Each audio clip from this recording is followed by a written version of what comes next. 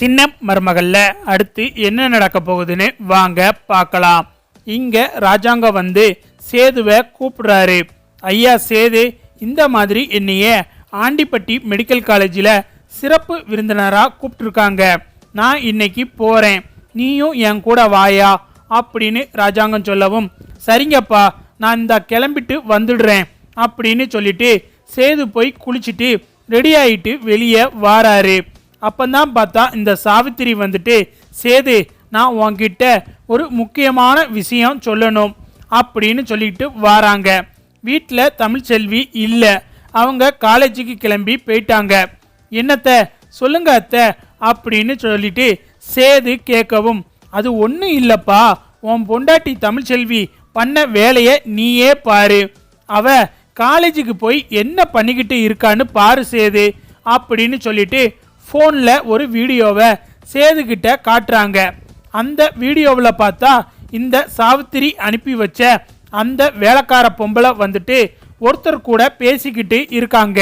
அதில் வந்துட்டு தமிழ்செல்வி சக்தி வேலை லவ் பண்ணுறா அப்படிங்கிற மாதிரி ஒரு பையன் வந்து அந்த பொண்ணுக்கிட்ட சொல்லிக்கிட்டு இருக்கான். இதை வந்து வீடியோ எடுத்துகிட்டு வந்து இந்த சாவித்திரி வந்து சேதுக்கிட்ட காட்டுறாங்க. இந்த வீடியோவை பார்த்ததுமே சேதுவோட முகம் அப்படியே கோபத்தில் சிகப்பா மாறுது. சேது முகம் மாறினதை பார்த்த சாவித்திரி மனசுல அப்படியே பட்டாம்பூச்சியா பறக்குது. அப்பந்தான் பார்த்தா சேது சொல்றாரு, அத்தை நான் ஒரு வீடியோ காட்டுறேன், நீங்க அதை கொஞ்சம் பார்க்குறீங்களா அப்படின்னு சொல்லிட்டு சேது வந்துட்டு ஒரு வீடியோவை காட்டுறாரு. அதுல பார்த்தா அந்த சக்தி வந்து பேசுறாரு, தமிழ்செல்வி என்னோட தங்கச்சி மாதிரி, அந்த பொண்ணு என்னையே இப்போ அண்ணனு தான் கூப்பிடுது, அதனால நானும் முழு மனுஷா அது என் கூட பிறந்த தங்கச்சியா தான் நானும் பார்க்குறேன் அப்படின்னு சொல்லிட்டு சக்தியை சேது வந்து மீட் பண்ணி ஒரு வீடியோ எடுத்துட்டு வந்திருக்காரு. அந்த வீடியோவை தான் இப்போ சாவித்திரி கிட்ட சேது காட்டவும் சாவித்திரிக்கு வந்து செருப்பால அடிச்ச மாதிரி ஆயிருது. அத்தை இனிமே தமிழ்செல்வியை பற்றி அப்படி இப்படின்னு சொல்லிக்கிட்டு ஃபோனை தூக்கிட்டு என்கிட்ட கொண்டு வந்து காமிக்கிற வேலையை வச்சுக்கிட்டீங்க, அப்புறம் நடக்கிறதே வேற, நான் மனுஷனாவே இருக்க மாட்டேன். வீடியோவை பார்த்தீங்கல்ல, புரிஞ்சிச்சில, இனிமே தமிழ்செல்வியை பற்றி இல்லாததும் பொல்லாததுமா சொல்லணும்னு நினச்சிங்க, அப்புறம் நான் சும்மா இருக்க மாட்டேன் அப்படின்னு சொல்லிட்டு சேது சாவித்திரியை பிடிச்சி திட்டி விட்டுறாரு. அடுத்து பார்த்தா சேது வந்துட்டு கிளம்பிட்டு இங்கே வீட்டுக்கு வரும்போது கண்மணியும் ஆறுமுகமும் பேசிக்கிட்டு இருக்காங்க. இதை வந்துட்டு சேது பார்த்துறாரு. கண்மணி என்ன பண்ணிக்கிட்டு இருக்க அப்படின்னு சொல்லிட்டு சேது வந்து கண்மணியை பார்த்து கத்துறாரு. அண்ணே அண்ணே அப்படின்னு சொல்லிட்டு கண்மணி வந்து அழுக ஆரம்பிச்சுறாங்க. என்ன கண்மணி என்னாச்சு, ஏன் அழுகிற அப்படின்னு சொல்லிட்டு சேது கேட்கவும், அண்ணே நாங்கள் 2 பேரும் விரும்புகிறோம் அப்படின்னு சொல்லிட்டு கண்மணி சொல்லவும் உடனே சேது வந்துட்டு ஆறுமுகத்தை போட்டு அடிக்கிறாரு. ஐயா ஐயா என்னைய விட்டுருங்க ஐயா அப்படின்னு சொல்லிட்டு ஆறுமுகம் அழுகிறாரு. என்னடா கொஞ்சம் இடம் கொடுத்தா என்னடா பண்ணி வச்சிருக்க, என் தங்கச்சியை போய் எப்படிடா உனக்கு இப்படிலாம் பண்ண மனசு வந்துச்சு அப்படின்னு சொல்லிட்டு சேது ஆறுமுகத்தை அடிக்கிறாரு. அப்பந்தான் பார்த்தா கண்மணி வந்துட்டு, அண்ணே போதுமனே நிறுத்தினேன், நான் தானே அவரை வந்து காதலிச்சேன், நான் தான் என் விருப்பத்தை முதல்ல சொன்னேன், அவரு மாட்டேன்னு தான் சொன்னாரு, நான் கட்டாயப்படுத்தினதுனால தான் அவரு என்னைய ஏத்துக்கிட்டாரு அப்படின்னு சொல்லிட்டு கண்மணி சொல்லவும் இதை கேட்டுட்டு அப்படியே சேது அதிர்ச்சியாகி நிற்கிறாரு. என்ன சொல்ற கண்மணி அப்படின்னு சொல்லிட்டு சேது சொல்லவும், ஆமா இந்த விஷயம் நேத்து தமிழ்செல்வி அன்னைக்கும் தெரியும் அப்படின்னு சொல்லிட்டு கண்மணி வந்து நடந்த விஷயத்தை எல்லாம் சொல்றாங்க. அப்படியா, அவ வந்து என்கிட்ட எதுவுமே சொல்லலையே அப்படின்னு சொல்லிட்டு சேது வந்து அதிர்ச்சியா பார்க்குறாரு. கண்மணி சொல்றாங்க, அண்ணே இவர் இல்லைன்னா நான் செத்துருவேனே, இந்த வாழ்க்கையை வாழ்றதுல எனக்கு அர்த்தமே இல்லைனே, நான் கல்யாணம் பண்ணா இவரைத்தான் கல்யாணம் பண்ணுவேன், இல்லை அப்படின்னா நான் செத்துருவேனே, அப்பா கிட்ட சொல்ல எனக்கு பயமா இருக்கு அப்படின்னு சொல்லிட்டு கண்மணி அழுகுறாங்க. சேது வந்துட்டு எதுவுமே சொல்லாம ஆறுமுகத்தை முறைச்சி பார்த்துட்டு கிளம்பி போயிடுறாரு. அடுத்து பார்த்தா ராஜாங்கம் வந்துட்டு, சேது வாயா சேது அப்படின்னு கூப்பிடவும் சேது வந்துட்டு ராஜாங்கத்தோட கார்ல காலேஜுக்கு போறாரு. அடுத்து ராஜாங்கமும் சேதுவும் வீட்டுக்கு வாராங்க. வீட்டுக்குள்ள வந்ததும் ஈஸ்வரி சொல்றாங்க, மாமா நான் அன்னைக்கே சொன்னேன்ல மாமா, கண்மணியை பொண்ணு பார்க்க வராங்க அப்படின்னு.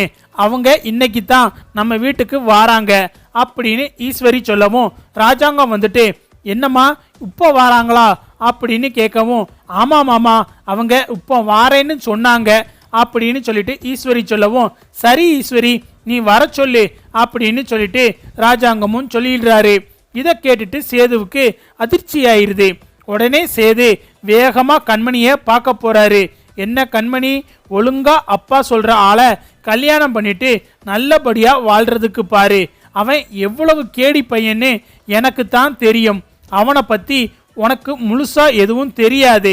அவனை போய் காதலிக்கிறேன் அது இதுன்னு சொல்லிக்கிட்டு இருக்காத. அவனுக்கும் நமக்கும் ஏணி வச்சா கூட எட்டாது. அவன் சாதாரண டிரைவர்.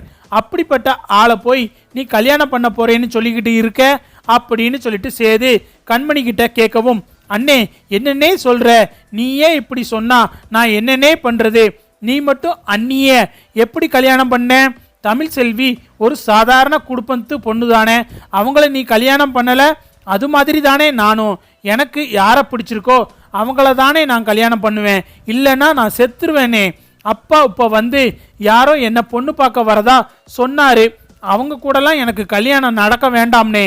கல்யாணம் நடந்தா அது ஆறுமுகத்து கூட தான், இல்லை அப்படின்னா நான் செத்துருவேனே அப்படின்னு சொல்லிட்டு கண்மணி சொல்லவும் சேதுவுக்கு கோவம் வந்துடுது.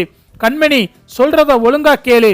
ஒழுங்கா அப்பா சொல்ற மாப்பிளைய கல்யாணம் பண்ணிட்டு வாழ்ற வழிய பாரு அப்படின்னு சொல்லிட்டு சேது அங்கிருந்து கிளம்பி போயிடுறாரு. அடுத்து பார்த்தா ராஜாங்கம் வீட்டுக்கு ஈஸ்வரி சொன்ன மாப்பிள்ளை வீட்டுக்காரங்க வந்துடுறாங்க. அவங்க வந்துட்டு ரொம்ப நல்லவங்க மாதிரியே ராஜாங்கத்துக்கிட்ட பேசிக்கிட்டு இருக்காங்க. சேதுவும் வந்து நிக்கிறாரு. இந்த பக்கம் கண்மணியை ரெடி பண்ணி அழைச்சிட்டு வாராங்க. மாப்பிள்ளை நல்லா இருக்காரு அப்படின்னு சொல்லிட்டு மோகனாவுக்கு ரொம்ப சந்தோஷமா இருக்கு. இந்த பக்கம் பார்த்தா சாவித்திரியும் தாமரையும் பேசிக்கிட்டு இருக்காங்க. என்னடி இந்த சம்பந்தம் அமைஞ்சிரும் போல, எப்படியோ இந்த ஈஸ்வரி வந்து இந்த கண்மணி கல்யாணத்தை நடத்தி நிறைய சம்பாதிச்சிருவா அப்படின்னு சொல்லிட்டு ரெண்டு பேரும் பேசிக்கிட்டு இருக்காங்க. இங்க பார்த்தா ஈஸ்வரிக்கு ரொம்ப சந்தோஷம். சரி பொண்ணை வர சொல்லுங்க அப்படின்னு சொன்னதும் கண்மணியை கூட்டிட்டு வராங்க. ஆறுமுகம் வந்து கண்மணியை பார்க்குறாரு. கண்மணி ஆறுமுகத்தை பார்க்குறாங்க. கண்ணெல்லாம் கலங்கி நிற்கிறாரு ஆறுமுகம். இங்க கண்மணிக்கும் பார்த்தா கண்ணெல்லாம் கலங்குது. அப்பந்தான் பார்த்தா சேது வந்துட்டு ஒழுங்கா வெளியே போயிரு அப்படின்னு சொல்லிட்டு ஆறுமுகத்தை வெளியே போக சொல்லிடுறாரு. இங்க மாப்பிள்ளை வீட்டில் இருந்து எங்களுக்கு பொண்ணை ரொம்ப பிடிச்சிருக்கு அப்படின்னு சொல்லிடுறாங்க. உடனே ராஜாங்கம் வந்துட்டு என் பொண்ணுக்கு ஒரு குறை இருக்கு, அது உங்களுக்கு தெரியும்ல அப்படின்னு சொல்லிட்டு ராஜாங்கம் கேட்குறாரு. அது தெரிஞ்சுதான் நாங்க வந்திருக்கோம். எங்களுக்கு அந்த குறையெல்லாம் பெரிய விஷயம் கிடையாது. உங்க பொண்ணு பார்க்க ரொம்ப அன்பான பொண்ணாவும் அழகான பொண்ணாவும் இருக்காங்க. அதுக்காகத்தான் நாங்க உங்க பொண்ணை கேட்டு வந்திருக்கோம் அப்படின்னு சொல்லிட்டு மாப்பிள்ளை வீட்டுக்காரவங்க சொல்லவும் எங்களுக்கும் உங்களை ரொம்ப பிடிச்சு போச்சு அப்படின்னு சொல்லிட்டு ராஜாங்கமும் சொல்லவும் சரி அப்ப ஒரு நல்ல நாளா பார்த்து நம்ம நிச்சயம் வச்சுக்கலாம் அப்படின்னு சொல்லிட்டு அவங்க கிளம்பி போறாங்க. சரி வாரோம் அப்படின்னு சொல்லிட்டு அவங்க கிளம்பவும் ஈஸ்வரியும் பின்னாடியே போய் அவங்க கிட்ட பேசிக்கிட்டு இருக்காங்க. என்ன நான் சொன்ன மாதிரியே ராஜாங்கம் அவர் மகளை கொடுக்க ஒத்துக்கிட்டாரா? எப்படியோ போங்க, நீங்க பெரிய கோடீஸ்வரர் ஆக போறீங்க அப்படின்னு சொல்லிட்டு அவங்க கிட்ட ஈஸ்வரி சொல்லவும் ஆமாமா நீங்க பண்ண நல்ல விஷயந்தாமா, இனி எங்களுக்கு பண மழை கொட்டுன்னு கொட்ட போகுதுமா அப்படின்னு சொல்லிட்டு மாப்பிள்ளை வீட்டுக்காரங்க சொல்லவும் அதெல்லாம் சரி, நான் சொன்ன கமிஷனை மறந்துடாதீங்க அப்படின்னு சொல்லிட்டு ஈஸ்வரி சொல்லவும் கண்டிப்பாமா உங்களுக்கு என்ன தேவையோ அதை நாங்க செஞ்சிடறோம் அப்படின்னு சொல்லிட்டு அவங்களும் சொல்லிக்கிட்டு இருக்காங்க. இங்க பார்த்தா இவங்க எல்லாரும் பேசிக்கிட்டு இருக்கிறத தமிழ் கேட்டுடுறாங்க. ஓஹோ கண்மணி கல்யாணத்தை வச்சு இவங்க காசு சம்பாதிக்க பாக்குறாங்களா அப்படின்னு சொல்லிட்டு தமிழ் செல்வி மனசுக்குள்ள நினைச்சுக்கிட்டு இருக்காங்க. அப்பந்தான் பார்த்தா ஈஸ்வரி வந்துட்டு கல்யாணம் முடிஞ்சு கொஞ்ச நாள் மட்டும் கண்மணி கூட உங்க பையனை இருக்க சொல்லிட்டு அதுக்கப்புறம் உங்க பையனுக்கு வேற ஒரு நல்ல பொண்ணா பார்த்து கல்யாணம் பண்ணி வச்சிருங்க அப்படின்னு சொல்லிட்டு ஈஸ்வரி சொல்லிக்கிட்டு இருக்காங்க. இதையும் தமிழ் கேட்டுடுறாங்க. தமிழுக்கு இதை கேட்டதுமே கோபம் வந்துருது. ஆனா அந்த இடத்துல எதுவும் சத்தம் போடாம அப்படியே அமைதியா இருக்காங்க.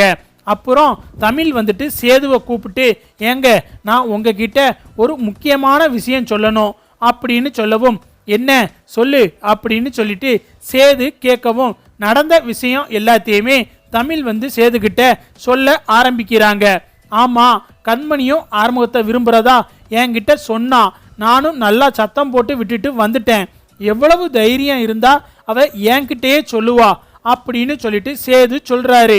அப்புறம் தமிழ் நடந்த எல்லாத்தையும் முழுசா சொல்லவும், அதை கேட்டுட்டு சேது மனசு மாறுறாரு. என்ன சொல்ற அப்படின்னு சொல்லிட்டு சேது கேட்கவும், ஆமாங்க, ஈஸ்வரி அத்தை தப்பு பண்றாங்கங்க. கண்மணி கல்யாணத்தை வச்சு அவங்க கமிஷன் பேசி இருக்காங்க. அவங்க பேசினதை நான் கேட்டேன் அப்படின்னு சொல்லிட்டு நடந்த விஷயம் எல்லாத்தையும் தமிழ் வந்து சேதுக்கிட்ட சொல்லிட்டு, சரிங்க இப்போ என்னங்க பண்ண போகிறோம் அப்படின்னு சொல்லிட்டு தமிழ் சேதுக்கிட்ட கேட்குறாங்க. சரி தமிழே, நாளைக்கு ஆறுமுகத்துக்கும் கண்மணிக்கும் நாமளே கல்யாணம் பண்ணி வச்சிருவோம். வீட்டில் சொன்னால் அது பெரிய பிரச்சனை ஆயிரும் அப்படின்னு சொல்லிட்டு சேது சொல்லவும், என்னங்க சொல்கிறீங்க, இந்த விஷயம் எல்லாத்துக்கும் தெரிஞ்சா பெரிய பிரச்சனை ஆயிருங்க அப்படின்னு சொல்லிட்டு தமிழ் சொல்லவும், என்ன நடந்தாலும் பார்த்துக்கலாம் அப்படின்னு சொல்லிட்டு சேது தமிழ்கிட்ட நம்பிக்கையாக பேசிக்கிட்டு இருக்காரு.